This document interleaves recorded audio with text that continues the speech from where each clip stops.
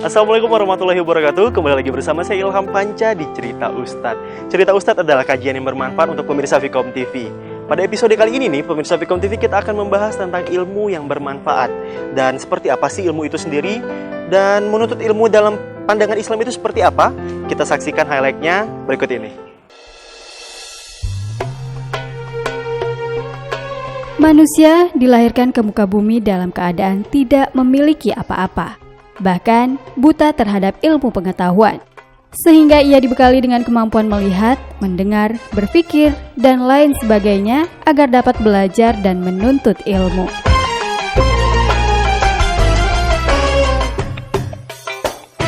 Menuntut ilmu dalam Islam merupakan bagian dari ibadah yang memiliki nilai yang sangat agung dan mulia.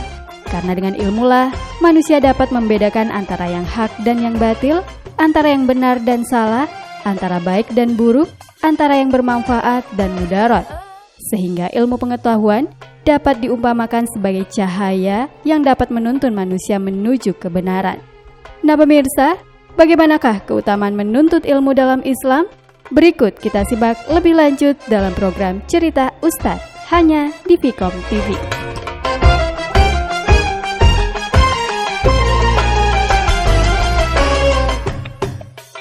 Nah, begitu pemirsa Fikom TV, beberapa highlight tentang tema kita pada episode kali ini, yaitu ilmu yang bermanfaat. Dan pada episode kali ini kita sudah kedatangan Ustadz kece nih, Ustadz Kondang. Siapa yang nggak kenal Ustadz Kondang di Tanjung Pinang nih, pemirsa Fikom TV. Langsung saja kita sambut Ustadz Dedi Sanjaya. Assalamualaikum warahmatullahi wabarakatuh, Ustadz. Waalaikumsalam warahmatullahi wabarakatuh, Ilham. Apa kabar Ustadz? Alhamdulillah sehat. Alhamdulillah sehat. Masih sibuknya masih sama Ustadz? Biasa. Masih sama ya. Per rumah. Oke Ustadz, kita bicara tentang tema pada episode kali ini itu, yaitu ilmu yang bermanfaat Ustadz. Kalau berbicara tentang ilmu yang bermanfaat ini seperti apa ilmu dan menuntut ilmu dalam pandangan Islam sebenarnya Ustadz? Jadi Ilham, Islam sangat meninggikan derajat orang yang menuntut ilmu, dan hukum menuntut ilmu adalah fardu ain, ya, wajib. Seperti kita sholat 5 waktu. Rasulullah Sallallahu Alaihi Wasallam, Nabi kita Nabi Muhammad bersabda dalam satu hadis yang diriwayatkan oleh Imam Muslim, talabul ilmi faridatun ala kulli muslim wa muslimatin. Menuntut ilmu wajib. Ya. Fardu ain bagi laki-laki dan bagi perempuan. Sama dengan sholat Ustadz ya? Sama dengan sholat, kedudukannya sama ya. Dan kemudian apa ganjaran dari Allah Subhanahu Wa Taala kepada mereka yang menuntut ilmu dan orang-orang yang berilmu tuh Ustadz? Ya, yang pertama ganjarannya adalah firman Allah Tabaraka wa Ta'ala, Ilham. Allah Subhanahu Wa Taala berfirman, yarfa'illahu allazina amanu minkum walazina utul ilma darajat. Yang artinya nih, Allah akan mengangkat derajat orang-orang beriman dan orang-orang yang menuntut ilmu. Artinya orang-orang yang memiliki ilmu, yang menuntut ilmu akan dimuliakan oleh Allah Subhanahu Wa Ta'ala. Ini luar biasa nih Ilham. Ya, kita belajar dari SD nih. SD 6 tahun, SMP 3 tahun, SMU 3 tahun lagi, tambah kuliah lagi, ya 4 tahun. Itu baru S1, Am. Belum S2 lagi ya Ilham, nanti S3 lagi, S4. S4 ada ya? Iya, istri. S4 nikah ya. Jadi Masya Allah ya Ustadz, untuk pemirsa Fikom TV yang sekarang lagi menuntut ilmu itu sangat diwajibkan, malah diwajibkan ya, dalam hukum Islam Ustadz ya. Selain diangkat derajatnya, ya. Lalu yang kedua, man kana yatlubul ilma, ya. Kana fisabilillah. Orang yang menuntut ilmu, maka dia berada di jalan Allah nih. Orang yang sedang menuntut ilmu, tahu meninggal dunia nih, Ham. Maka Allah Subhanahu Wa Taala menghukumi meninggalnya adalah syahid. Ya, dia sedang menuntut ilmu. Ya, meninggalnya syahid. Kalau kayak contohnya nih Ustadz, Ilham kan kuliah di luar kota nih Ustadz. Ya. Terus Ilham pergi nih Ustadz ke Jogja nih, seperti itu Ustadz. Kemudian na'udzubillah min zalik, meninggal Ustadz di sana. Itu mati syahid Ustadz. Saya nggak mau contohnya Ilham dah. Nggak mau, saya contohin yang lain nih. Ini ada orang nih Ham. Ya, ada orang dia kuliah atau mungkin dia sekolah di mana dah ya, di luar kota, apa aja sekolahnya, lalu dia dalam perjalanan tahu terjadi eksiden nih, kecelakaan. Maka Allah Subhanahu Wa Taala menghukumi dia meninggal dalam keadaan syahid. Ketika dia niatkan kepergiannya adalah untuk menuntut ilmu, untuk belajar ya, ke sekolah. Jadi untuk pemirsa Fikom TV yang misalkan lagi merantau keluar luar kota itu pasti dapat pahala Ustadz. Ya, jangan khawatir, setiap langkah kaki kita ke sekolah, setiap ayunan tangan kita ke sekolah, maka Allah Subhanahu Wa Taala akan meninggikan derajat kita. Dan bukan hanya itu, ya, bukan hanya itu Ilham, bukan hanya dia ketika terjadi apa-apa Allah menghukumi dia syahid, ya, bukan hanya derajatnya diangkat oleh Allah Subhanahu Wa Taala. Yang ketiga, yamdahuhu malaul a'la wan nasu ajmain. Apa kata Nabi? Orang yang memiliki ilmu akan disanjung-sanjung oleh penduduk langit. Para malaikat menyanjung nih. Oh, Ilham udah S1 kan. Oh, itu para malaikat menyanjung-nyanjung Ilham. Oh, tuh lihat Ilham tuh. Coba lihat orang yang udah cakep, ada sunnah Nabi, jenggotnya luar biasa. Amin. S1 lagi. Wan nasu ajmain. Dan kita akan disanjung-sanjung oleh para manusia. Disanjung di sini artinya apa? Orang akan kagum. Orang memandang kita bi'ainur ridho, dengan pandangan yang baik, pandangan yang mulia. Ya, ini bagi kita yang nuntut ilmu. Luar biasa. Ustadz, tadi Ustadz ada bahas tentang ilmu, menuntut ilmu itu sama wajibnya seperti orang sholat, Ustadz. Ya. Terus berarti ilmu dan ibadah itu kurang lebih sama nih, Ustadz, kan? Dan kalau misalkan Ilham nanya, Ustadz, ketika disuruh pilih ilmu dan ibadah, yang mana yang paling penting, Ustadz? Saya ingat ketika Nabi kita ilham, Nabi Muhammad nih. Nabi Muhammad bertanya kepada Sayyidina Ali bin Abi Thalib radhiyallahu anhu. Apa kata Rasulullah kepada Sayyidina Ali bin Abi Thalib? Ya Ali, enal afdal, enal aula. Mana yang lebih utama nih? Ilmu atau ibadah? Ya, lalu apa kata jawaban dari Ali bin Abi Thalib? Ilmu ya Rasulullah. Ilmu yang lebih utama, ya. Lalu Nabi menyampaikan satu hadis. Ibadah min ghairi ilmin fahuwa raddun. Ibadah tanpa ilmu, maka ibadahnya ditolak oleh Allah Subhanahu wa taala. Ini tingginya kedudukan ilmu. Contoh Ilham. Saya pernah ke salah satu masjid nih. Ke salah satu masjid ketika itu mau sholat asar. Saf pertama penuh, saf kedua penuh, saf ketiga penuh. Ini contoh orang ibadah tanpa ilmu nih. Ya, ketiga saf ini penuh. Saya ketika itu masuk setelah wudhu, safnya semua penuh. Kan tidak boleh kita sholat sendiri. Berjamaah sendiri nggak boleh. Harus mengajak satu orang. Saya lihat nggak ada lagi yang terlambat nih. Yang masbuk nggak ada kecuali saya. Lalu caranya gimana? Agama kita mengajarkan jemaah saf terakhir yang paling kanan dipegang bahunya. Dipegang, nanti dia mundur nih, Ham. Dia mundur. Ketika itu saya lihat, ini bajunya sama dengan saya nih yang paling pojok nih. Ah, ini Pak Haji nih. Ini Ustadz nih. Saya pegang pundaknya. Dengan harapan beliau mundur. Nggak taunya dia malah mutarkan pundaknya. Ya. Saya berpikir, ini mungkin dia nggak ngeh nih.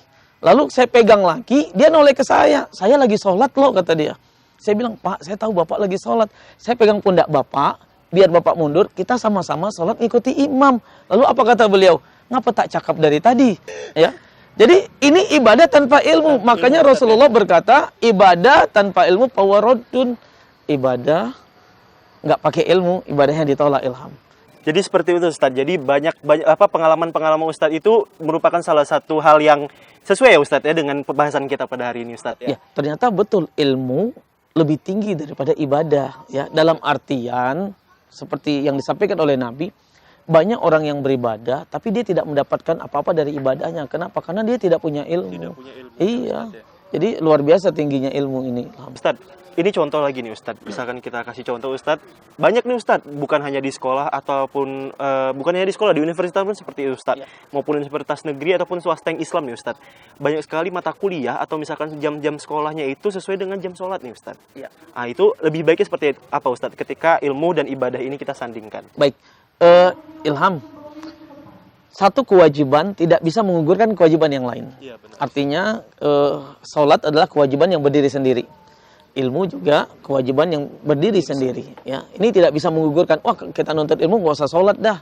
Begitu juga, nggak usah belajar kita sholat. Artinya gini, kita menempatkan sesuatu yang skala prioritas nih. Iya, skala prioritas. Sholat adalah segala-galanya. Sholat artinya sholat kita tidak bisa undur. Sedangkan nuntut ilmu kita masih ada slot waktu yang lain nih, ya. Kita masih bisa tatap wajah lagi dengan guru, dengan dosen, atau pertemuan berikutnya bisa dibahas pembahasan yang kita tinggalkan ketika itu. Lalu apa yang kita pilih? Sholat. Sholat, Ustadz, ya. Sholat. Jadi lebih baik izin dulu untuk sholat, Ustadz, Ya. seperti Ustadz. Nah, itu dia, itu yang udah pas itu, Ilham. Terus berbicara tentang ilmu nih, Ustadz. Banyak sekali ilmu kan, Ustadz, di dunia ini sekarang. Terus sejauh ini, Ustadz, bagaimanakah yang Islam kategorikan sebagai ilmu yang baik, Ustadz? Ya, ilmu yang baik seperti yang disampaikan oleh Nabi, ya, khairun nas man tala umru wa hasuna amaluhu, ya. Manusia yang umurnya panjang adalah orangnya baik dan bermanfaat bagi orang lain, ya.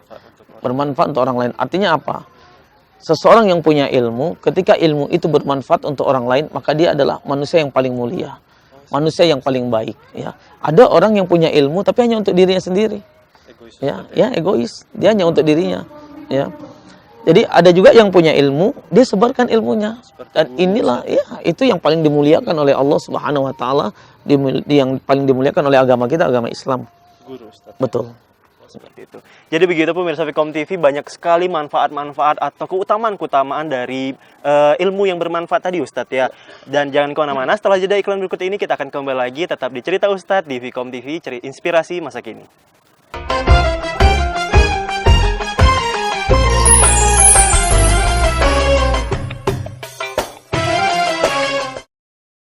Kembali lagi pemirsa Vkom TV di Cerita Ustadz dengan tema yang sama, ilmu yang bermanfaat. Oke Ustadz, kita sambung lagi nih Ustadz cerita-ceritanya Ustadz. Kalau tadi Ustadz terakhir kita bicara tentang manfaat atau orang-orang yang bermanfaat itu orang-orang yang menyebarkan ilmu seperti guru Ustadz ya. Seperti itu. Dan kalau misalkan ada guru otomatis ada sekolah nih Ustadz. Sekolah itu adalah tempat menuntut ilmu kan Ustadz. Terus sejauh ini bagaimanakah sekolah dan lingkungan keluarga itu bisa sama-sama menjadi pembelajaran bagi anak Ustadz? Dan apa yang harus dilakukan dari orang tua itu sendiri? Ya, ini pertanyaannya luar biasa Ilham untuk pembelajaran kita semua ya. Sekolah dan lingkungan keluarga adalah satu kesatuan yang tidak bisa dipisahkan. Ya. Artinya sekolah bukan bengkel. Walaupun terkadang mindset orang tua ini menganggap ketika dia mau masukkan anaknya sekolah ya sudah mau jadi apa anak ini itu urusan sekolah. Ya, baik tidaknya anak urusan sekolah. Ya, ini sebagian mindset orang tua yang harus kita luruskan. Artinya sekolah bukan bengkel, bukan mempermak anak yang tidak baik jadi baik, tapi sekolah adalah tempat mengajar, mendidik anak, ya, mengajar, mendidik anak sehingga anak ini punya wawasan yang luas, ilmu yang tinggi, sehingga dia bisa terjun untuk masyarakatnya dan menjadi orang yang bermanfaat. Sekolah tidak akan berhasil ketika lingkungan keluarga tidak mendukung. Makanya kalau kita lihat dalam kitab Ta'lim wal Muta'allim, ya, bahwasanya sekolah, al-madrasah, ya, walidain dan orang tua adalah satu kesatuan yang tidak bisa dipisahkan dalam membentuk karakter anak, dalam membentuk attitude anak, ya, tingkah laku, perilaku anak, ya, kejiwaan anak, karakternya lah, ya, sifat akhlak dari anak tersebut. Jadi sekolah dan orang tua harus sama-sama nih. Di sekolah 8 jam anak dididik, anak diajarkan ilmu, lalu sisanya masih ada 16 jam, ini orang tua. Orang tua yang harus mempunyai sifat kontrol, ya, fungsi kontrol, fungsi pengawasan, itu ada pada diri orang tua. Orang tua mengontrol anaknya, orang tua mengawasin anaknya, ini anak gua lagi ngapain ya? Ya, sekarang orang tua kan banyak lost control. Iya, benar, Ustaz. Anaknya dibiarin. Iya, anak dibiarin, di warnet kah, dengan sibuk dengan handphonenya, dengan Androidnya, atau kemana-mana. Lalu anak belum pulang, sekian jam belum pulang, bahkan sampai tengah malam belum pulang. Jarang orang tua yang mau kontrol. Ya, padahal orang tua yang baik, ya, Al-Imam Al-Ghazali di dalam kitabnya Al-Kasbu mengatakan, orang tua yang paling baik, ya, minimal orang tua bertanya kepada anaknya, "Nak, engkau lagi ngapain?" Ini sekarang zaman modern, Ilham, kita bisa video call. Iya, benar, ya. Ustaz. "Nak, engkau di mana nih?" Sambil kerja, ya, Ustaz. Iya. Atau bisa WhatsApp, minimal ya WhatsApp lah, SMS ya, atau apa aja. Jadi terjalin komunikasi antara orang tua dan anak. Anak juga merasa diayomin. Ketika anak mau berbuat hal-hal yang nggak bagus nih, anak kan berpikir, orang tua aku biasanya nelpon loh, biasanya nanya di mana nih ya.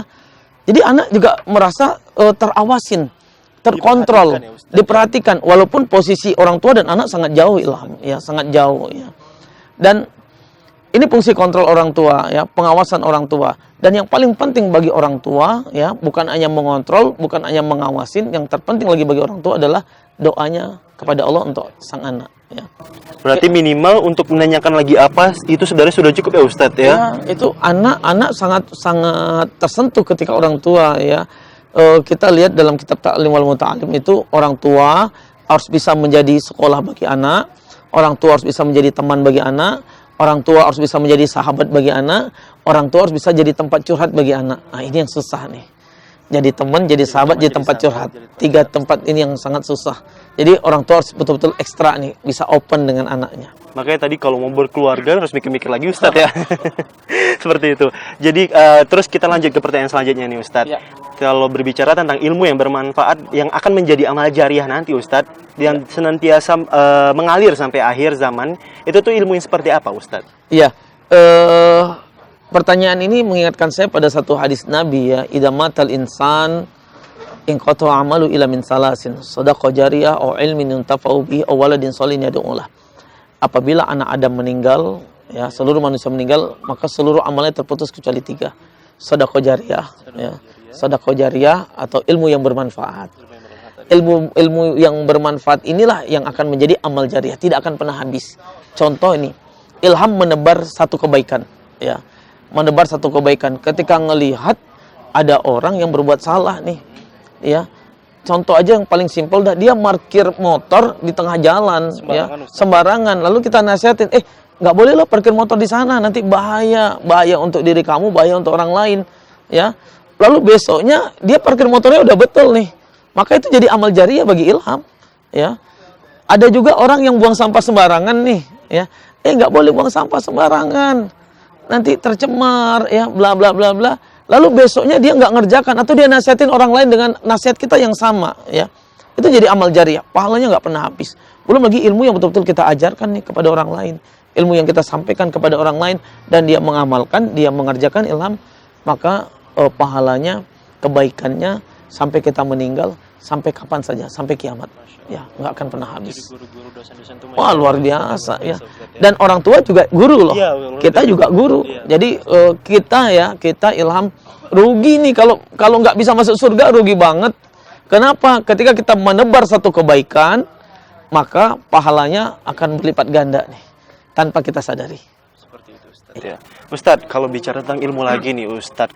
Terus ilmu yang kita miliki kan biasanya dihiasi dengan penyakit hati nih, Ustadz. Betul. Biasalah, ada ria, sombong gitu kan, Ustadz. Bagaimana sih cara untuk membentenginya nih, Ustadz? Iya, memang setan itu paling benci, ya. Setan paling benci dengan orang yang menuntut ilmu. Bahkan ada satu hadis Nabi, mansubani la yasba'ani. Ada 2 kelompok orang yang tamak. Satu tamak dibolehkan, satu tamak diharamkan. Ada tamak yang dibolehkan? Ada. Seperti ya. apa, Ustadz? Kita bahas dulu yang pertama, tamak yang diharamkan. Diharamkan dulu. Ya. Siapa kata sahabat? Siapa yang tamak tapi diharamkan, ya? Talabud dunia, orang yang berlebihan menuntut dunia, mencari dunia, kenikmatan dunia. Ya, ini diharamkan. Nah, tamak tapi diharam. Ada tamak yang dihalalkan. Siapa? Talabul ilmi. Orang yang nuntut ilmu. Orang yang nuntut ilmu nggak pernah merasa puas, itu dibolehkan. Saya belum puas loh, masa hanya tamat SD, nuntut ilmu lagi nih sampai SMP. Kok hanya SMP? Nuntut lagi. Sekarang Ilham nih. Ilham udah S1 kan?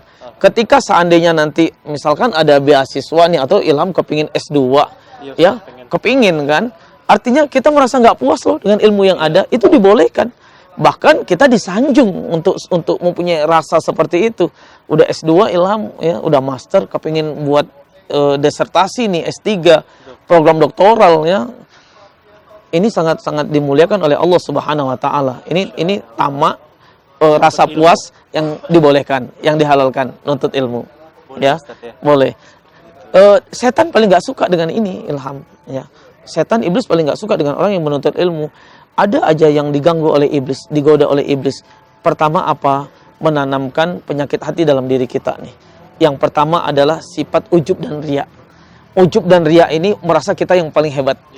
Merasa kita yang paling baik, merasa kita yang paling alim, paling soleh, merasa kita yang paling pintar, yang lain nggak ada apa-apa nih, gua loh, ya, dikit-dikit gua loh, ya, yang lain nggak ada di mata kita. Ketika kita merasa paling pintar, ketika kita merasa paling soleh, merasa paling alim, merasa paling hebat, merasa paling sempurna, apa bedanya kita dengan iblis? Sama saja, Ilham, ya, karena iblis diusir dari dalam surga bukan karena tidak taat kepada Allah. Iblis diusir dari dalam surga bukan karena tidak mau menyembah kepada Allah, tapi iblis diusir dari dalam surga karena iblis merasa paling sempurna, merasa paling baik, merasa segala-galanya, ya. Ketika Allah bertanya kepada iblis, "Iblis, kenapa engkau tidak mau sujud menghormati Adam?" Apa jawab iblis? "Khalaqtahu min tin wa khalaqtani minan nar." Ya Allah, engkau ciptakan Adam dari tanah liat hitam nih yang diinjak-injak oleh manusia. Apa layak, apa pantas aku kau ciptakan dari api, menghormati tanah liat yang rendah, yang hina, merasa lebih sempurna, akhirnya diusir oleh Allah dari dalam surga. Iya, jadi Ilham hati-hati, ujub dan riya itu mengkikis seluruh kebaikan kita. Amal jariyah itu habis, ilmu yang kita tebar habis, ya. Lalu penyakit yang kedua apa? Sum'ah. Ini harus kita hati-hatikan, ya. Harus kita bentengin diri kita dari sum'ah. Sum'ah ini artinya apa? Senang dipuji. Ya, Ilham gila banget loh, bacaan Qur'annya luar biasa. Seperti Imam Masjidil Haram. Wah, kita akhirnya setan kan pintar nih. gua gitu loh. Ya nggak tahu nih kita belajar Al-Quran di mana, nggak tahu kita udah hafal Quran ya. Ketika dipuji dia bangga. Ini sum'ah nih. Ya, artinya senang dipuji ya. Dia jadi imam dia nggak ngeliat nih jemaahnya, Ilham jemaahnya ada yang tua, ada yang sakit. Dia baca ketika sholat tarawih dia baca 1 juz kan dengan merdunya suara. Saya ingat satu hadis Nabi nih. Ada 3 kelompok yang seharusnya masuk ke dalam surga, tapi ditolak oleh Allah dari surga, dicampakkan ke dalam neraka, Ilham. Padahal itu seharusnya. Seharusnya masuk dalam surga. Nggak ada alasan untuk masuk ke neraka. Tapi ternyata ditempatkan dalam neraka. Yang pertama seorang mujahid. Yang ikut perang dengan Nabi, membela Islam, mati nih. Zohirnya mati syahid kan, membela Islam. Ketika kaki kanannya mau masuk ke dalam surga, lalu malaikat manggil, engkau tidak layak masuk ke dalam surga. Kenapa ya malaikat? Aku kan mati syahid. Iya, engkau ikut perang bersama Nabi, engkau mati ketika itu. Tapi engkau kepingin dipuji oleh Nabi, engkau kepingin biar kelihatan orang yang paling terdepan. Maka surga tidak layak bagimu, masuk ke dalam neraka. Yang kedua, al-mutasaddiq, munfik, orang yang suka berinfak, suka bersodakoh nih. Ya, seluruh hartanya disedekahkan. Luar biasa dermawannya. Ketika mau masuk ke surga, lagi-lagi malaikat manggil, surga nggak layak untuk engkau. Kenapa malaikat, seluruh hartaku udah kuimpakkan loh jalan Allah. Betul, engkau banyak infak, engkau banyak sodakoh, tapi engkau ingin dipuji oleh orang. Neraka tempatmu. Yang ketiga, orang yang alim.